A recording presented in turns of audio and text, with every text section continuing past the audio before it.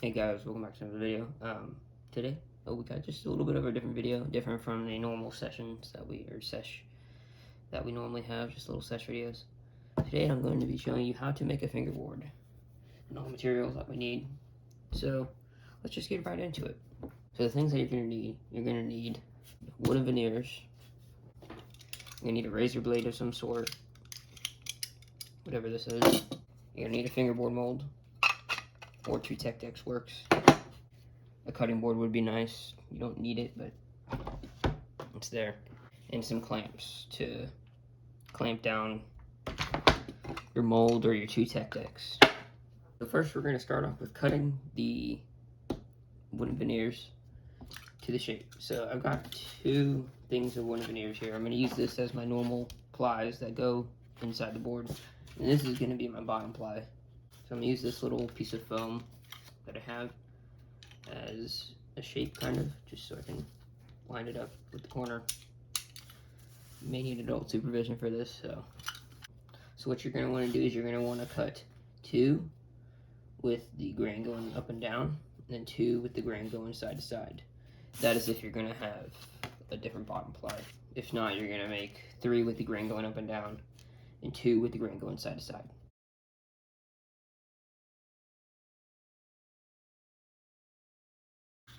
Make sure to separate your plies so you know which one is the grain going side to side and which one is the grain going up and down. Crap. Luckily I found a spare piece of the same wood veneer that I had, so I'm just going to cut that now. Now I'm going to cut this veneer that I'm going to be using for my bottom ply. I thought it looked kind of cool. It's very nice natural ply.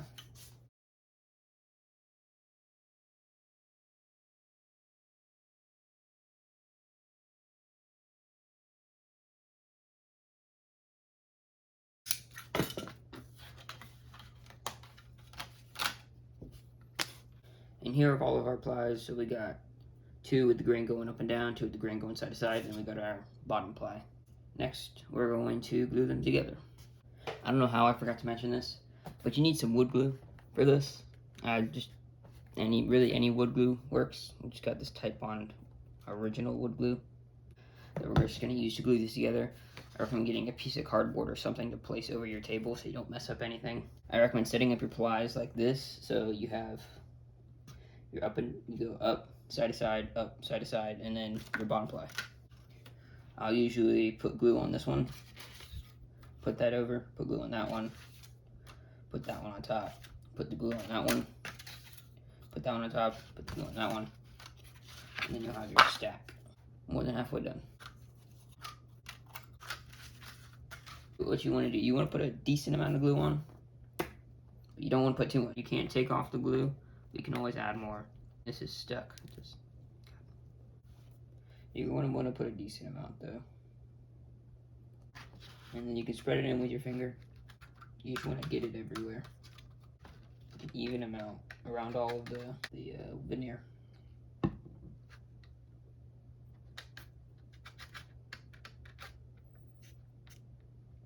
And it's okay if you get your finger wood glue on it. Wood glue is really easy to wash off. Really easy. So, unless you leave it on there for like a few hours, which I don't think you'd want to do. I'm going to put that ply on, and then you're just going to do the same thing over and over again until you get all your plies on.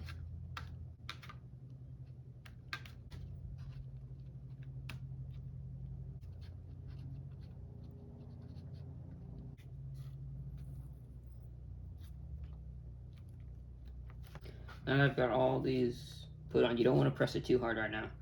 I recommend going to wash off your finger. Now that you have all your plies together, everything's set, you're going to want to get your fingerboard mold, your clamps. These clamps were $2 each at Harbor Freight. Super cheap clamps, and they work perfectly fine. They're very good. So we're gonna want to make sure you put this in right, because I've made decks and then I accidentally put the ply that I want on the bottom, on the top. So make sure you put your bottom ply on the bottom. Make sure you flip it around.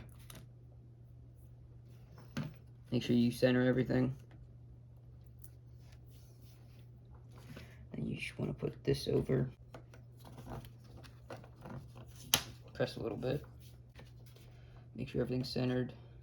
Take your clamp. You definitely don't want to make your clamp to where it's a lot of pressure. Only a little bit, only enough to make it shape the wood. Now I recommend getting a paper towel and cleaning this off because I don't like having wood glue on my mold. So I'm gonna go get some paper towels and wipe this off. Alright, so now that they're clamped together, I totally recommend leaving this as long as possible, but minimum of like 24 hours, leaving this in the clamp or in a mold. So I recommend just leaving it over 24 hours, maybe, as long as possible, before you take it out of the mold. So I will catch you guys when this is done.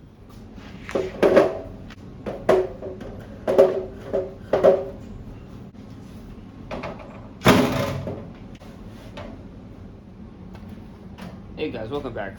We're in the garage right now, and this thing hopefully is fully dried. It's been in here for over 24 hours, so it should be dry. But before we get into opening this, you're going to need a few things before you open this. You're going to need, which most people probably have in their house, the drill. This came with the mold. It's like a shaper type thing. But if you want to, you can probably just use the tech that you used to clamp it down for the shape, so you can trace it. Some drill bits. I mean, you don't need all of these, but having a nice drill bit set would be nice to have. And something to mark your board with before you shape it. You're also going to need something to sand it down with. I have something called a belt sander. You know what that is. Yeah, it makes it 10 times easier to shape down the board. So we're gonna get right into it.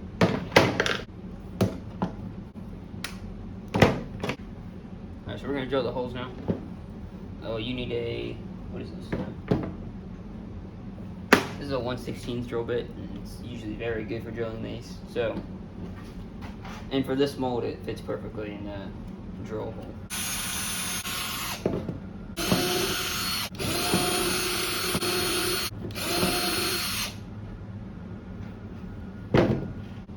So now that you drilled all those holes, this shape has like a thing where it kind of pokes through the end, so you can drill it through or you can put it through the drilled holes. So it's just a lot easier to shape here. So I'm just going to do that now. So yeah, we're good. Next, what we're going to do is we're going to drill what are called countersinks. So pretty much, if you don't have this exact drill bit right here, I'll put this close up. If you don't have this exact drill bit, that's okay. You don't need this one. You can just use one that's slightly larger. Forgot exactly which one's best. But what you can do is you can take one of your screws and you can match it up to whatever drill bit you have. So, alright, so this is good. Pretty much what you want to do is you just want to push it in. If you're using a larger drill bit, be careful because you could accidentally drill through the whole thing. But if you have one of these, it's a bit harder to actually drill through the whole thing. I mean, it's a lot easier just to drill the countersinks itself.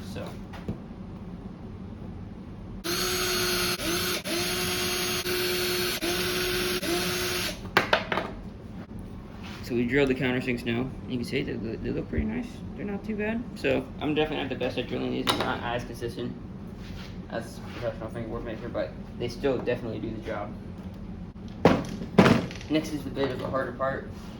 We're going to have to actually shape the board, or the funner part, whichever one. So for that, you're going to need this thing. Now you obviously don't need this. You could easily just, well, not easily, but you could definitely get away with just having some really rough sandpaper. But this thing is 10 times easier to shape the board with. So, yes, something like this will do. And for this, I recommend you wear a mask because you don't want to breathe in any of the sawdust. But if you do have one of these, I'll walk you through on how to shape this here. Alright, so before we start, definitely get your mask before you do this. I'll walk you through. You want to carefully, first what I do is I push in the corners, and mind you, this could be pretty loud. So, push in the corners, each corner, and then you can start rounding out and straightening it.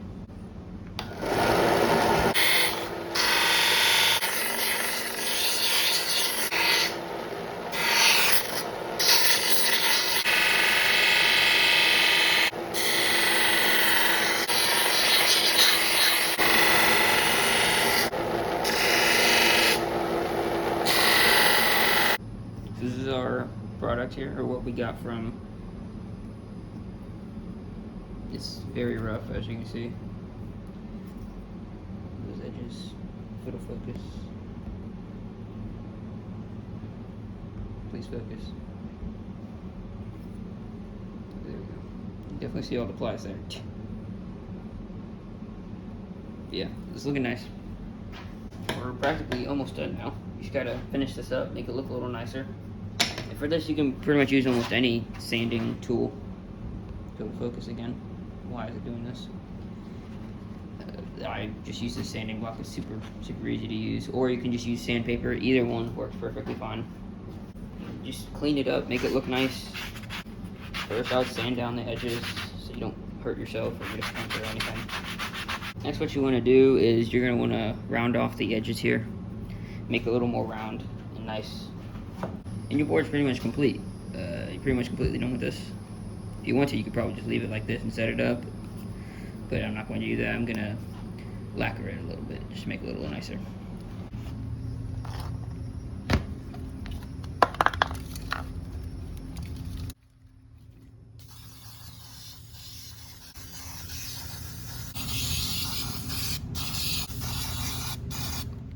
And we're back in the room, and I finished lacquering it.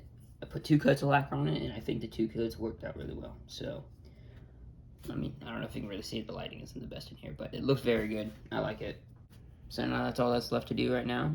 Let's give it a little sesh. With a bit of editing magic, we can just set it up immediately. Look at that. It's all done.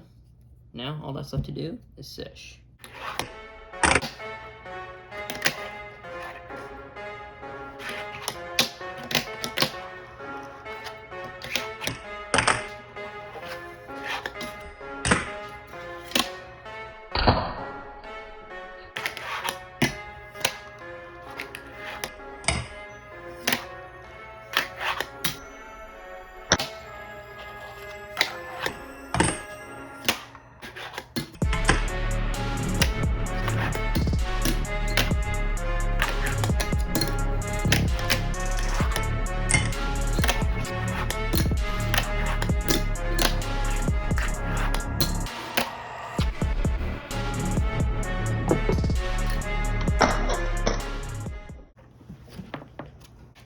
And that's the end of the video, guys. I honestly really like this stick. It's actually like one of the best sticks I've ever made. Like, it performs super well. So I'm probably going to use this a lot. Like, I'm not even joking. I'm probably going to have to use this a lot more because this is a very nice stick. And yeah, it looks really nice too. So that's the end of the video. Hope you enjoyed. Make sure to like and subscribe. Hopefully going to be posting soon again. We'll see how it works out. I might do a few different videos soon. So one that I hope I can do. I don't know for sure, but I'll see you in the next video.